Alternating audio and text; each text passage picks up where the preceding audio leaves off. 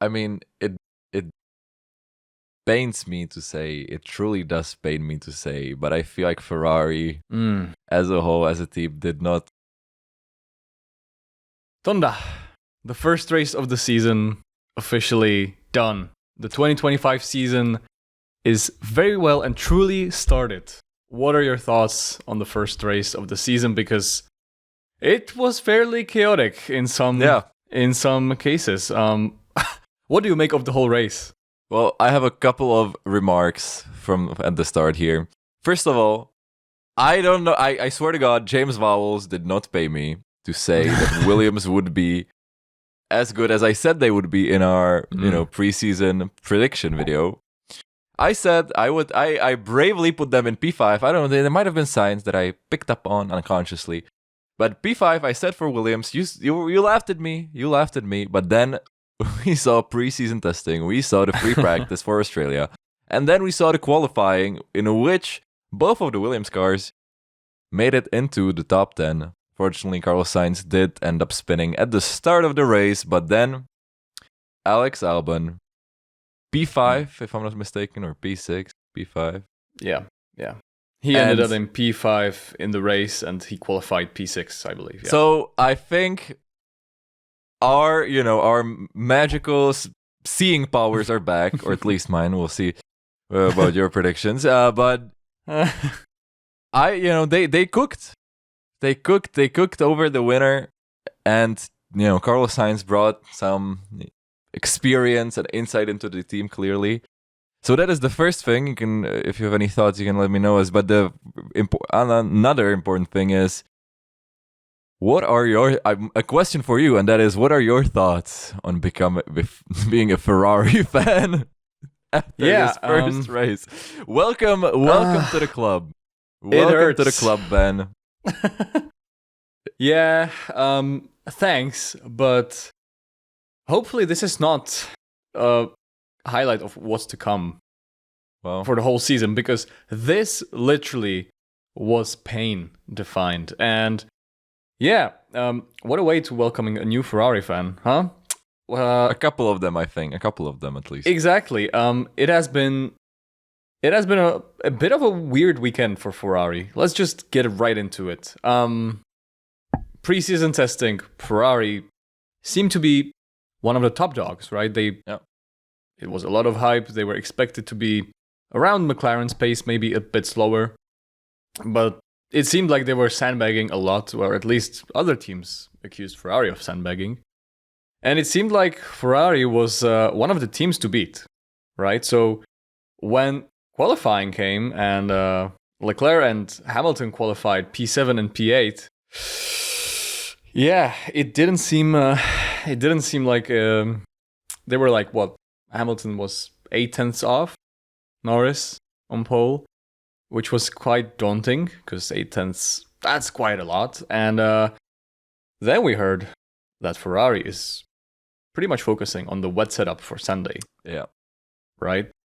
And maybe there were some thoughts of saying, right, well, this time they may be cooking something, right? Well, come race day, Charles Leclerc already making his mark, kind of cutting off Lewis Hamilton right into turn 1, just, establishing that P1 position within the team, at least for now. And yeah, it seemed like a very uneventful race, For Ferrari, it seemed like they were pretty much, Leclerc made a good amount of places on the start, right? He overtook Tsunoda, he overtook Albon, and then he was pretty much nowhere. He was kind of behind Russell. He was very much in front of Yuki Tsunoda. And Hamilton was stuck behind Albon for such a long time, right? And yeah, then came the massacre, right? Rain. And, the dry tires, just kind of switching between the dries and the wet tires. It was, or the inters in this case. And oh my God, I can't believe that Hamilton was leading the race. Right? He was leading the race with, it looked like a Ferrari 1-2 for just a second. I had hope. I had a bit of a hope. But then, the strategy there for keeping them on the hards for too long. Yeah. If they just pitted with Verstappen, they could have podium, at least for podium. one. It's podium for at least for one. But then, I do think that it's not Ferrari's strong suit to the strategy in changing conditions. And especially if you think to last year, we had both of the cases. There was Leclerc on hards in the wet, and then it was Leclerc on inters or fucking wets. Yeah. While it was drying up. We had both of the scenarios. Both of these ridiculous scenarios. Yeah. And I think this is just a kind of an echo of that. But I do, I see, so first of all, I don't think that this is necessarily representative of their base for the rest of the season, hopefully. And that is, I do believe that they were kind of expecting something a little different with their race. Maybe with the wet race, having maybe for more of it to be wet, maybe not changing conditions. And to be fair, more of the race would have been a wet race if not for the bazillion crashes in the opening stages of the race. True. Which caused a safety car for I don't know how many laps. But then, that kind of, as time went on, the track started drying up, and then on the inters, they just weren't, as the inters started going and the ridges started going away, they just didn't have the pace.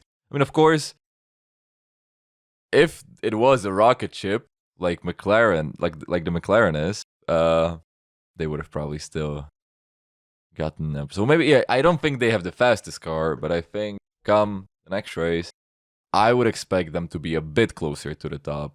And yeah, probably, especially because it's China, right? And China has the super long straight, and apparently I think Ferrari was,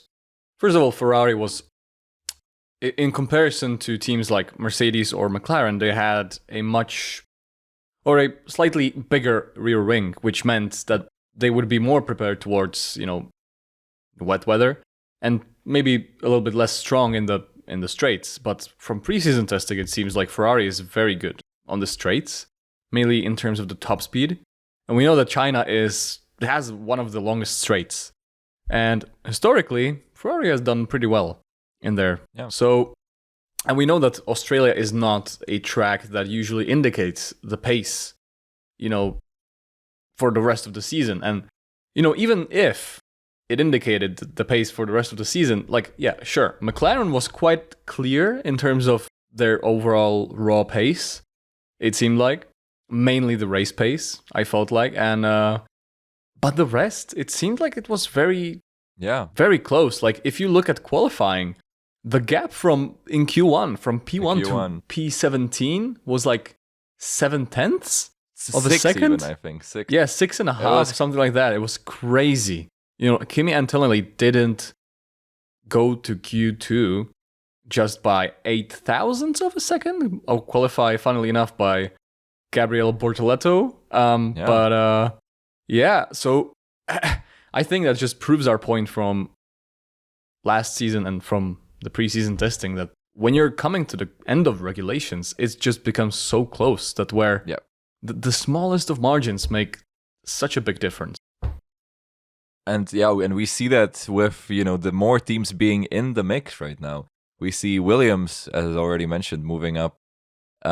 Racing Bulls, also a great performance by Yuki Tsunoda. Also, I think you underestimated them quite a bit at the. I did. I actually, in the predictions. You win some, you lose some. Yeah, I do think. I think I put Racing Bulls at the very bottom. Where it seems like Haas is back where they were, unfortunately.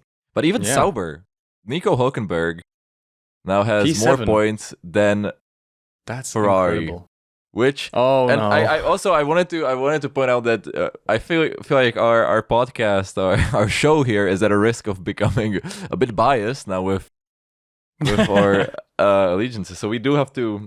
So here we are saying, Ferrari, they will come back, but who knows? Maybe they won't. Maybe that's just our pure hope and cope. But I think the rookies you already mentioned some.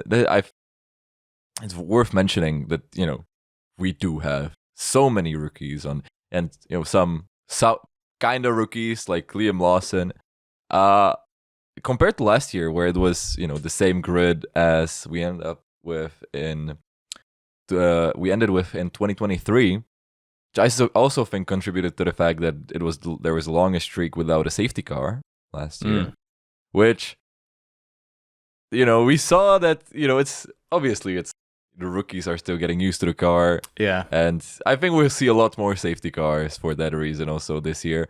But I mean, they already are showing some great pace, the rookies, and especially Kimi Antonelli. We'll get to that. But because unfortunately, most of the rookies today fell victim to the rain, to the wet conditions. We had Hajar in the formation lap, Doohan in the opening lap, I think. Yeah. Then Bortoleto as well. Sad. Fernando Alonso, the oldest rookie. The eternal rookie. Carlos Sainz as well, unfortunately. Rookie at Williams. Well, we're stretching the limits of the definition, I think, at this point. But we could define Antonelli. It to people new at the team. Yeah, new at the team. Exactly. Because Hamilton also had a spin yesterday. Yeah. In the qualifying.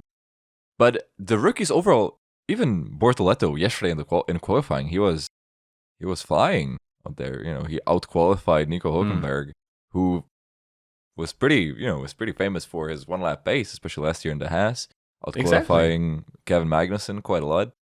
So big props to the rookies. Obviously it's some of them did crash very early, but I think it's to be expected.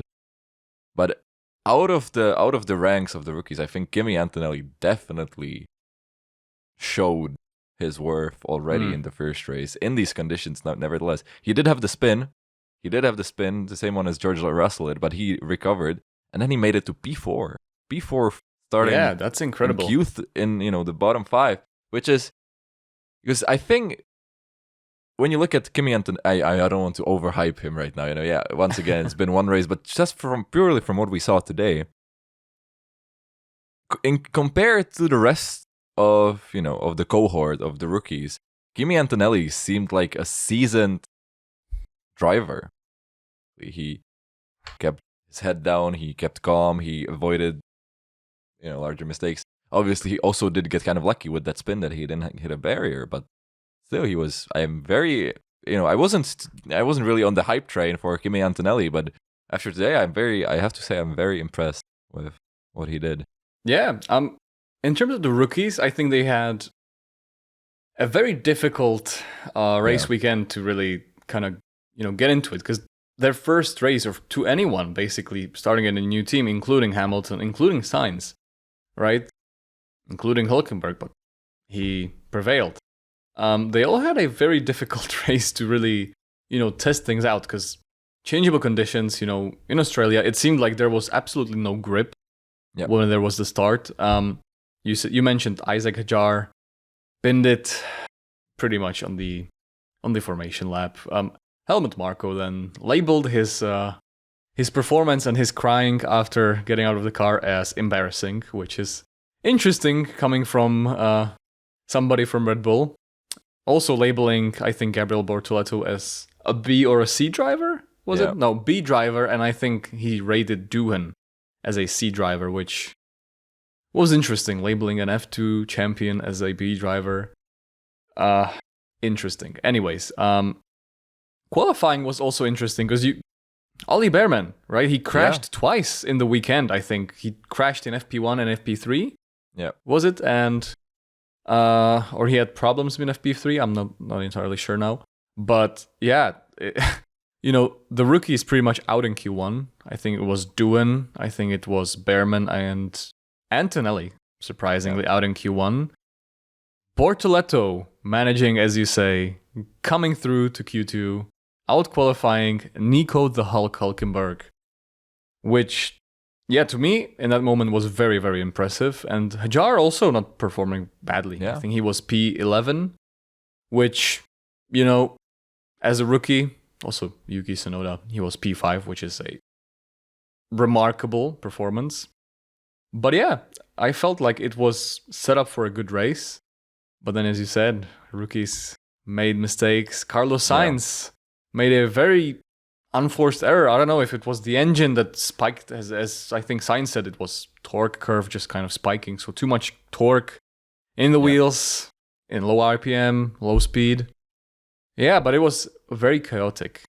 And for me, the drive of the day in terms of the rookies, the performance of the day for a rookie was definitely Antonelli. Coming from P16, to P4 is remarkable. And actually one of the only people making good overtakes, because overtook Hülkenberg twice. Yeah. Right? Because he lost the place after spinning. But it was a strange race, I also feel like, because it was with the wet conditions, it was a bit of a snooze fest at times. Yeah. And then it came alive with the restart. But I have to say, what surprised me? I know, it's foolish. It's a foolish thing to say, but I did not expect Max Verstappen to be up there fighting for the win. I know we have said many times on this podcast, you can't discount Max Verstappen. Yeah, he is inevitable. He is Max Verstappen. But after last year, I honestly thought that Max wouldn't be up there the car. At least the car wouldn't be up there, and that Max, as good as he is, he would be maybe not in the podium places. Maybe he would be like P4, P5. I don't know, but exactly. I don't know what I thought. What a foolish thing to think about Max Verstappen, because he was up there. He almost qualified first. He was not too far from pole. But then got P2 at the start of the race, and then he was fighting for the win up until the checkered flag. Of course, there were a lot of things happening in between. He had the spin, and the McLarens had some issues, but I think, if Lando Norris thought that he was, that with the fast McLaren, that he was free from Max Verstappen's reach, and he was wrong, or at least I was wrong. Well, never back down is the story of Verstappen's race, I guess. But he had a very, I don't know, maybe under the radar race in terms of, because he had the start where he kind of battled with Piastri. He almost was about to overtake Norris, but luckily for Norris, he closed the door, and he kind of squeezed Verstappen into Piastri, not making him really be able to overtake. But then Verstappen prepared the exit, went round the outside of Piastri, right into P2. But then again, after a few laps, he made that mistake, went off the track, and Piastri re-overtook him back. And it seemed like he was struggling, and that's pretty much a McLaren 1-2 done and dusted. But little did we know, because Verstappen was about 16 seconds behind Piastri at times, And these races, these drying races, they are very difficult. And usually because people are very excited when it comes to wet races, because they think there's going to be carnage, right? But for the last few, maybe years, I've been thinking the opposite. I'm like, well, unless there is a scorching hot, sun coming onto the track, there will only be one single dry line. So even though if you had then, I don't know, if you then have worn intermediates, as it was, for example, if you have the slick intermediates as it was in Turkey, for example, you have only one line where you can overtake. And, unless you overtake on the straight, over the water, you're not braking hard into that zone, when you're not in the dry line. So these races were always going to be kind of difficult to watch unless there's some pit stop drama, somebody makes a mistake, like the two McLarens did on the dry tires, right? Because, I don't know, for 1 second, as you said, I discounted Max Verstappen completely. Yeah. And I was like, that's done. But then seeing him in that P1 with actually Lewis Hamilton being P2, I got so many flashbacks, and I genuinely thought that them two are gonna box and they're gonna emerge in the lead. But at that time, they would probably still be behind Norris. But oh my god, the rain completely shafted the McLaren drivers, especially Piastri, because they went off on the dry tires, they went off at the completely same turn, right? Yeah. Norris kind of caught the car and went straight to the pits for inters. A rushed call. Norris already being very, very wary of the situation behind the safety car, on the dry tires, thinking, oh my God, I think he was thinking of Sochi 2021 a lot. Yeah. But Piastri, not so lucky. He just went off into the grass and he couldn't get out just at all. He had to reverse. He was I don't know for how long he was stuck in the grass, but his race was pretty much over when it came to the curse strikes again. No Australian driver on the Australian Grand Prix again. And I mean, exactly, but Piastri didn't have it easy even before that moment, because when it was looking like Max Verstappen is somewhere in the distance in the back, and it was just the two McLaren drivers at the front, we heard another case of papaya rules, or whatever they're calling it now, team orders at the McLaren team, and they told them no fighting, no racing each other. They had like 16 seconds behind. And I mean, obviously, I get it. You don't want to risk, especially, you don't want to risk a crash in the wet weather and this. Yeah. There's a wet track. You don't want a mess on the track. But still, it is Piastri's home race. He was faster than Norris at that point. And, who knows? If they could fight, then it would have been a bit of a different story. Yeah, it could have. And the funny thing is, as you said, I think Piastri was even 4/10 behind Norris. And the funny thing is, there was no fighting, right? But right after Piastri made the mistake and kind of slid back, and I think he was around 2 or 3 seconds behind Norris then, they came back on the radio and said, well, you are good to race, but remember the rules. Which I found quite ironic, because in those 2 or 3 laps, I don't think the conditions changed much, but it was pretty funny. The race could have turned out completely differently from that point on. But yeah, it just seemed like McLaren were kind of on a different planet until the last few laps.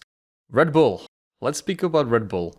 We spoke about Max Verstappen, but we didn't speak yet about the weekend of someone who had a weekend to absolutely forget, and that is your one and only twin brother, Liam Lawson. What did you tell him? Why and what happened to that? I think that Liam Lawson is not going to have it easy for a couple of reasons. First reason, Daniel Ricciardo cursed that seat when he left. As we saw for years. Pierre Gasly, Alex Albon, Perez, and now Lawson. There's just something in the air in the Red Bull garage, on that side of the Red Bull garage. Either really Max Verstappen is the best driver of all time, working with a car that with such a small narrow operational window, or his teammates aren't that great. So that is already the first thing. Being Max Verstappen's teammate is never going to be easy for anyone. Second of all, as Liam Lawson, you already have more pressure on you because you already drove the car a couple of times. You were kind of in and out, right? Then you were at Racing Bull. It was a whole thing.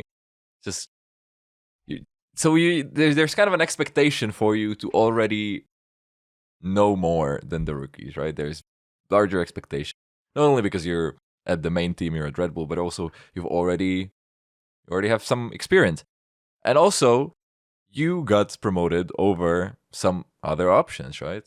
Yuki Tsunoda could have been promoted. They could have brought in someone completely different. They could have brought in Carlos Sainz for all we know. So you are basically the chosen one for for the Red Bull seat. So I think that also adds pressure.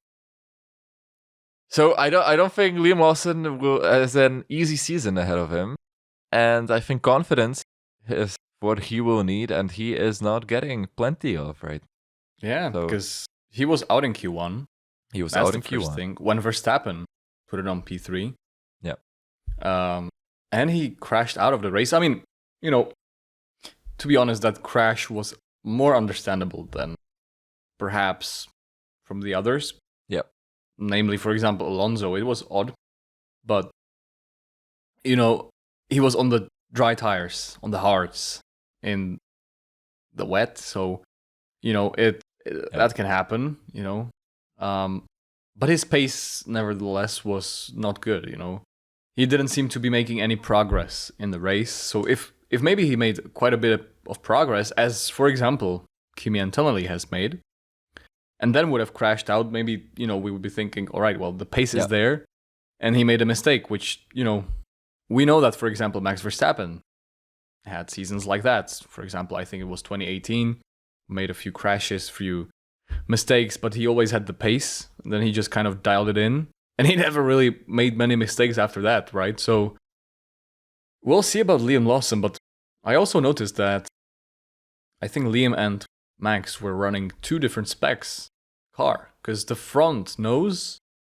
the nose shape was very different, because I think Max Verstappen had kind of a Ferrari-like nose shape of the car, the front wing, you know, just kind of being a little bit more round and wide, and Liam Lawson seemed to be rocking the preseason spec, perhaps, so we'll see what comes from that. But yeah, that could be another part of it.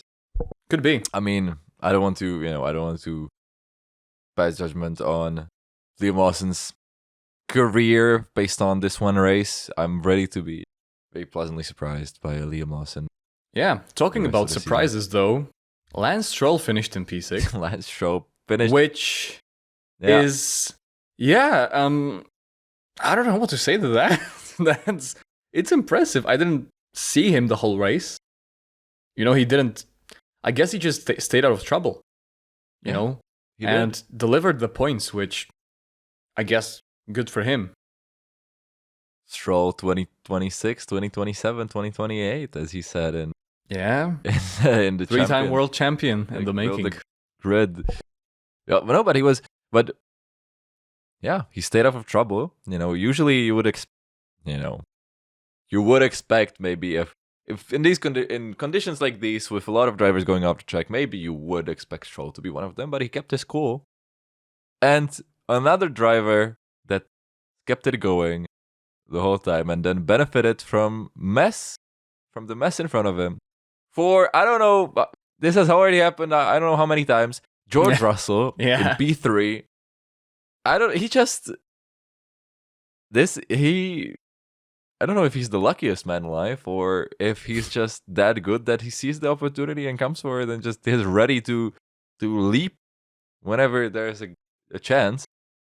But he just, P3, he was there and P4 waiting, and then mess happened. Yeah, exactly. He had an uneventful race, I think. He just started in P4.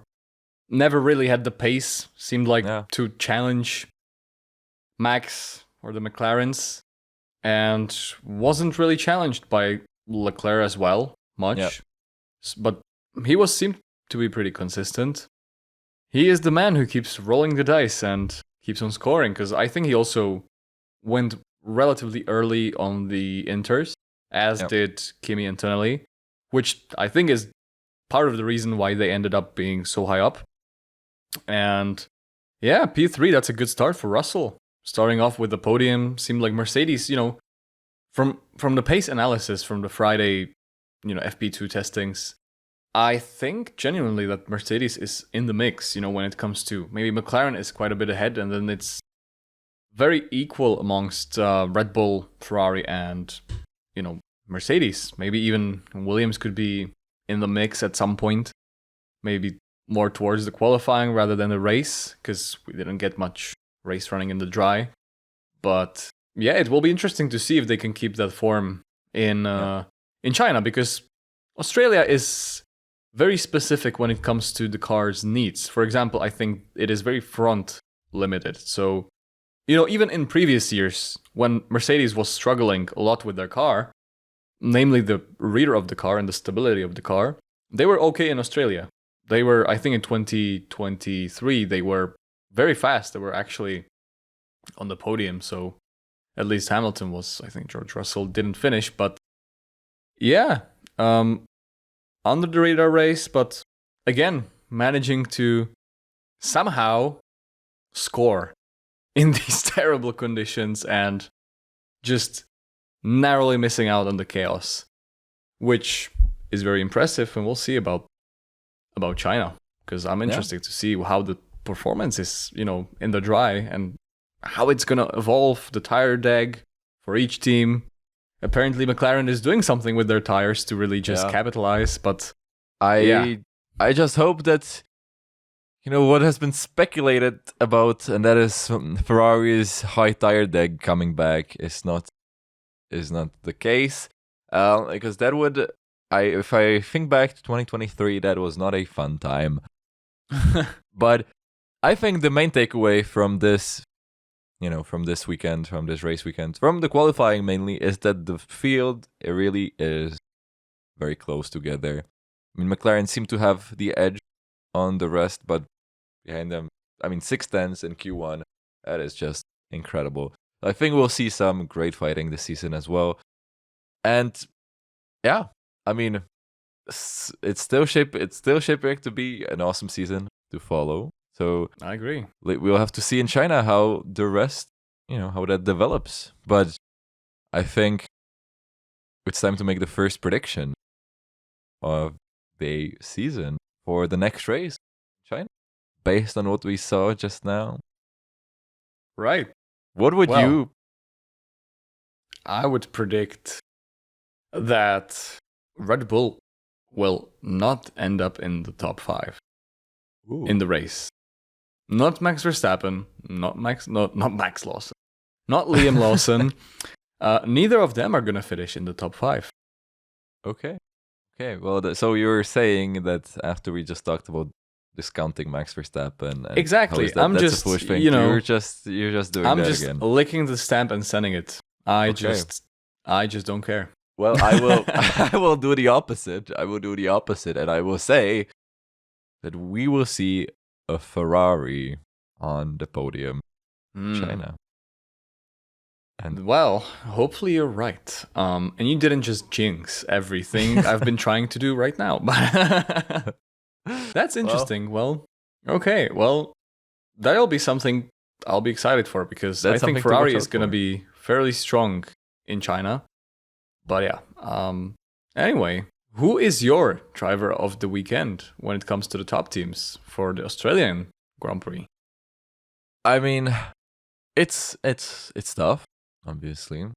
The McLaren drivers, they really showed that they still know, what they're doing, and that the pace hasn't disappeared over the winter, as some of us maybe hope. But I think I have to go for the rookie who is in the top team, and say Kimi Antonelli. Was the qualifying a bit? He did finish Q. Fall out in Q1, but still, the performance. I think I'm becoming a fan. I have to say Kimi Antonelli. Oh, that is awesome. Yeah, I would agree on Kimi Antonelli. I think he drove brilliantly in the race. I think the qualifying was very unlucky, but it's fairly obvious that he has the pace.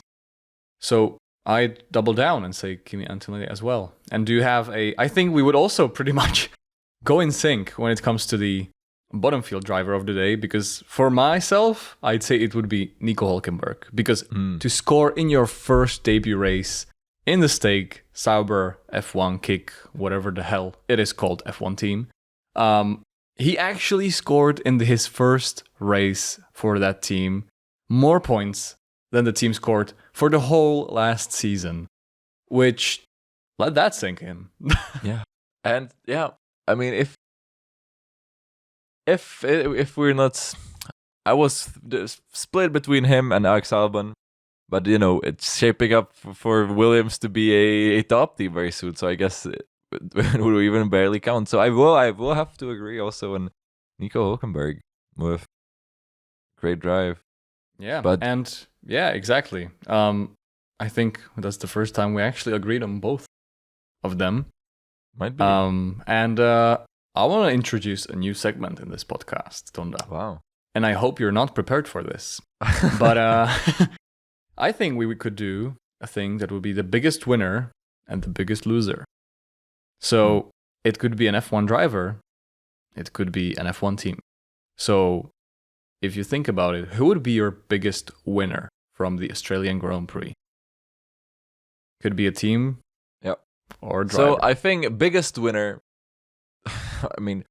biggest winner for me would be the winner himself, Lando Norris. And that is purely from the sense that he is cementing his position. He is the championship leader. He is showing that last year was not a freak accident or something. It wasn't anything. It wasn't just luck. That now with the pace, he is able to deliver. We already saw that last year, but to carry that into the new season, I think that's a victory, and I think that's the most they could hope for in the opening Grand Prix. That's interesting. Yeah. For me, the biggest winner would be Max Verstappen, because I think the expectations were very different to what the outcome was, Yeah. and with the McLaren front row lockout, it seemed like there is no chance for Verstappen, and he actually maximized the result he could, because if he overtook Norris, I'd be very surprised, because there was a lot of pace in that car still. But yeah, I think he did the maximum he could in that car, it was damage limitation for him from the start of the weekend before they can kind of dial in the car. But yeah, that's what I would say my biggest winner would be. And for you, the biggest loser or losers?